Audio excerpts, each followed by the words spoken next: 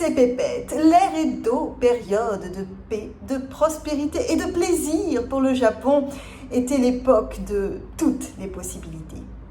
Des hommes avec des femmes et des hommes avec des hommes qui sont comme des femmes mais qui sont reconnus comme des hommes. Vous avez bien entendu, au Japon, flirter avec le troisième genre, osciller entre rapports homosexuels et relations consenties avec adolescents. Attention donc, cette vidéo pourrait choquer si vous continuez, gardez l'esprit ouvert, d'autant plus que nous allons aborder des détails explicites. Bienvenue dans l'univers des wakashu.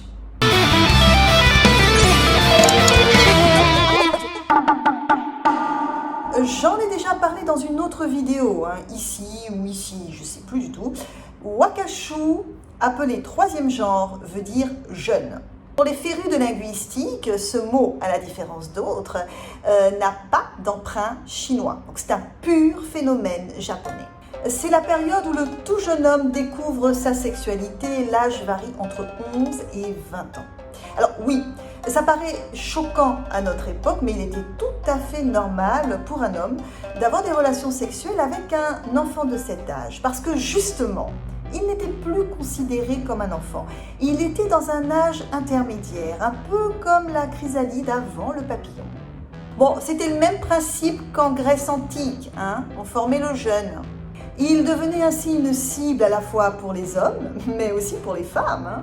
Choisir un wakashu trop jeune ou trop vieux relevait de la grave faute de goût. Parce que c'était de l'exploitation de mineurs. Ne soyez pas ridicules. Il y avait des wakashu de 8 ans comme de 50 ans. Au lieu d'acheter un bon vin en cave, cela revenait à choisir entre du jus de raisin et du vinaigre. Les boutons d'acné, c'était sexy. La voix devenue rauque marque la fin de cette période. Le wakashu devient un homme après la cérémonie de passage à l'âge adulte. Désormais, c'est pas tout. Oui, parce que le sexe entre hommes est interdit, sauf si c'est avec un prostitué déguisé en wakashu. Bon, alors, si tu veux une vidéo sur la prostitution masculine durant l'ère Edo, tu nous mets un petit pouce bleu et puis tu l'écris en commentaire. L'habit ne fait pas le moine, mais le kimono fait le wakashu. Le wakashu porte des kimonos de filles, dont le très élégant furisode. Le haut du crâne est rasé, à l'exception d'une mèche sur le devant de la tête.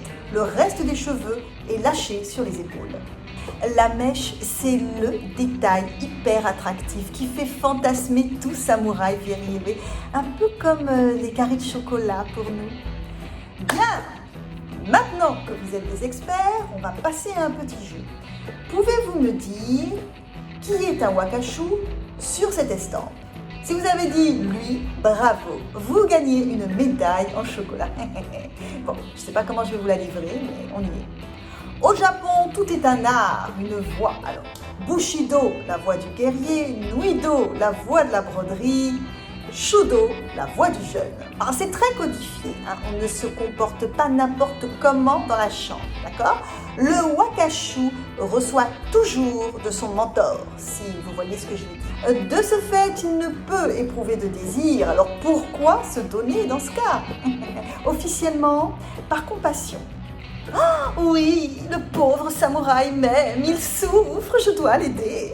L'homme porte le pantalon dans le couple, alors il protège le wakashu, le soutient financièrement, lui prodigue de sages conseils. Le wakashu, quant à lui, offre respect, soumission et son corps, évidemment. Mais ce n'est pas une relation gay. Oui, les triangles homme-femme wakashu existent. À l'ère Edo, on était en plein réchauffement climatique. Le gouvernement Meiji va mettre fin à tout ça, mais soyons clairs, ce n'est pas pour sauver la morale. C'était une question vestimentaire, il fallait s'habiller à l'occidental, alors les histoires de kimono et de mèches, ça commençait à bien faire. Allez, nous on vous aime et on vous dit à bientôt, partagez la bonne nouvelle. Ciao.